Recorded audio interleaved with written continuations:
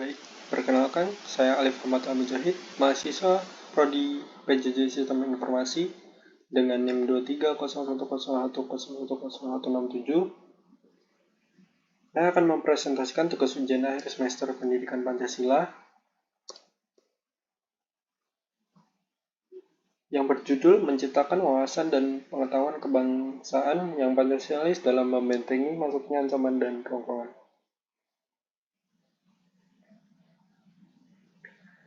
Dalam era globalisasi dan kemajuan teknologi yang pesat ini, tantangan terhadap persatuan dan kesatuan bangsa semakin kompleks.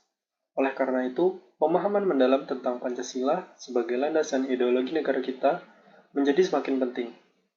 Presentasi ini akan mengajak kita semua untuk menggali lebih dalam tentang peran pendidikan Pancasila dalam memperkuat jati diri bangsa dan membentengi kita dari berbagai ancaman yang ada.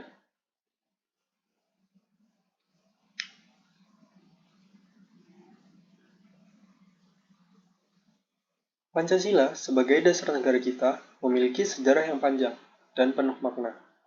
Pada tanggal 1 Juni 1945, di tengah-tengah perjuangan kemerdekaan bangsa Indonesia, Insinyur Soekarno, salah satu founding father negara kita, menggaungkan ide Pancasila untuk pertama kalinya dalam sidang Badan Penyelidikan Usaha-usaha Persiapan Kemerdekaan Indonesia, atau yang kita kenal sebagai BPUPKI.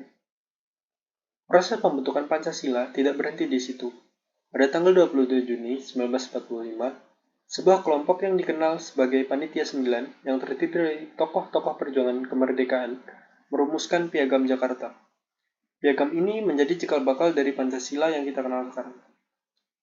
Akhirnya, pada momen yang bersejarah, tanggal 18 Agustus 1945, sehari setelah proklamasi kemerdekaan, Pancasila secara resmi disahkan oleh Panitia Persiapan Kemerdekaan Indonesia atau PPKI sebagai dasar negara. Pengesahan ini dilakukan melalui pembukaan Undang-Undang Dasar 1945 yang hingga kini menjadi landasan konstitusional negara kita.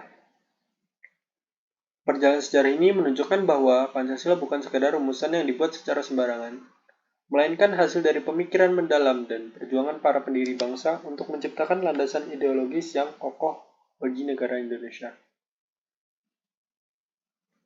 Setelah memahami asal-usul Pancasila, mari kita bahas tentang pentingnya pendidikan Pancasila. Apa sebenarnya yang dimaksud dengan pendidikan Pancasila? Pendidikan Pancasila adalah sebuah upaya sistematis dan terencana untuk menanamkan nilai-nilai luhur Pancasila kepada setiap warga negara Indonesia.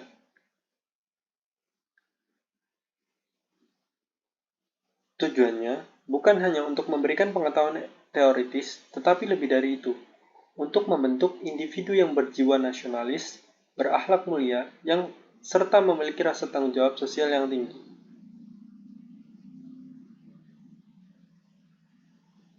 Dalam konteks pembentukan karakter bangsa, pendidikan Pancasila memainkan peran yang sangat vital. Melalui pendidikan ini, nilai-nilai moral, etika, dan sosial yang selaras dengan prinsip-prinsip Pancasila ditanamkan secara mendalam kepada peserta didik. Harapannya, mereka akan tumbuh menjadi individu yang jujur, disiplin, dan bertanggung jawab. Kualitas yang sangat diperlukan untuk membangun bangsa yang kuat dan berdaulat. Pendidikan Pancasila bukan hanya tentang menghafal 5 sila, tetapi lebih kepada bagaimana mengimplementasikan nilai-nilai tersebut dalam kehidupan sehari-hari. Ini adalah proses yang berkelanjutan dan memerlukan komitmen dari semua pihak, baik pemerintah, institusi pendidikan, maupun masyarakat luas.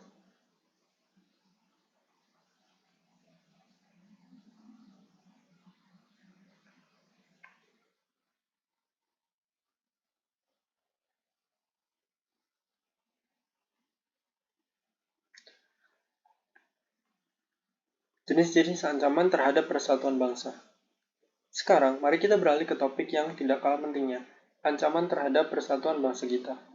Di era globalisasi dan keterbukaan informasi ini, Indonesia menghadapi berbagai tantangan yang dapat mengancam keutuhan dan persatuan bangsa. Mari kita bahas beberapa ancaman utama. Pertama, radikalisme dan terorisme. Ini bukan hanya ancaman fisik, tetapi juga ideologis. Paham-paham ekstrem yang bertentangan dengan nilai-nilai Pancasila dapat merongrong persatuan kita dari dalam. Tindakan kekerasan dan pemaksaan ideologi dapat memicu konflik dan perpecahan di masyarakat. Kedua, hoax dan disinformasi. Di era digital ini, penyebaran informasi palsu menjadi sangat mudah dan cepat. Hoax dapat merusak kepercayaan antara kelompok masyarakat, memicu kebencian, dan bahkan menggoyahkan stabilitas sosial dan politik. Ketiga, infiltrasi budaya asing. Meskipun kita terbuka terhadap kemajuan global, masuknya budaya asing tanpa filter yang tepat dapat mengikis nilai-nilai budaya dan identitas nasional kita. Ini dapat menimbulkan krisis identitas, terutama di kalangan generasi muda.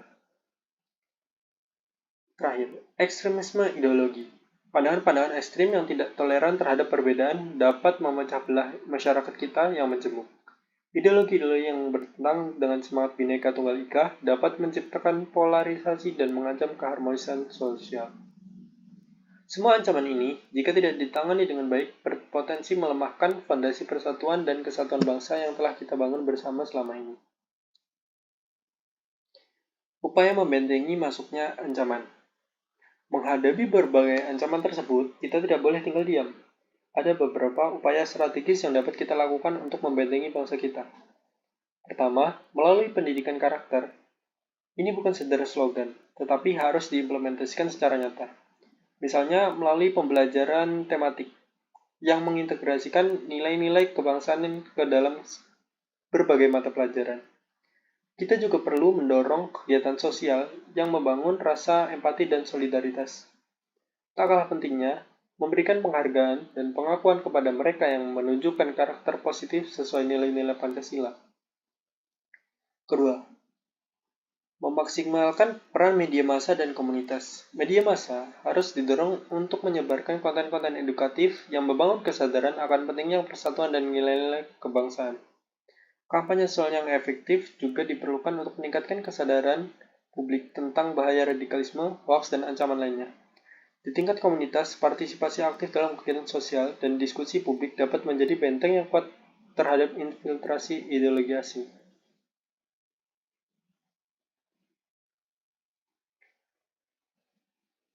Melalui penegakan hukum dan kebijakan pemerintah yang tepat, ini mencakup regulasi yang ketat terhadap penyebaran ideologi radikal, penegakan hukum yang tegas terhadap pelaku terorisme dan radikalisme, serta mengimplementasi program-program nasional yang bertujuan meningkatkan pemahaman dan pengalaman Pancasila di seluruh lapisan masyarakat.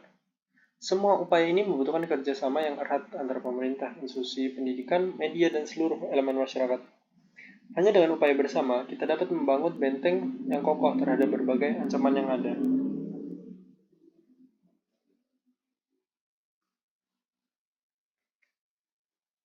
Sebagai penutup,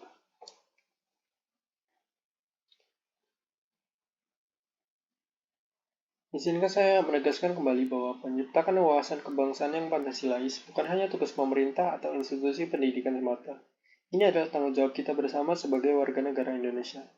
Melalui internalisasi nilai-nilai Pancasila dalam setiap aspek kehidupan kita dapat membangun fondasi yang kuat untuk menghadapi berbagai tantangan dan ancaman. Pancasila bukan hanya simbol atau slogan, tetapi panduan hidup yang harus kita amalkan setiap hari. Mari kita bersama-sama menjaga api Pancasila tetap menyala dalam hati setiap warga Indonesia. Dengan demikian, kita dapat memastikan bahwa Indonesia akan tetap berdiri kokoh, bersatu, dan mampu menghadapi segala tantangan di masa depan. Sekian, terima kasih.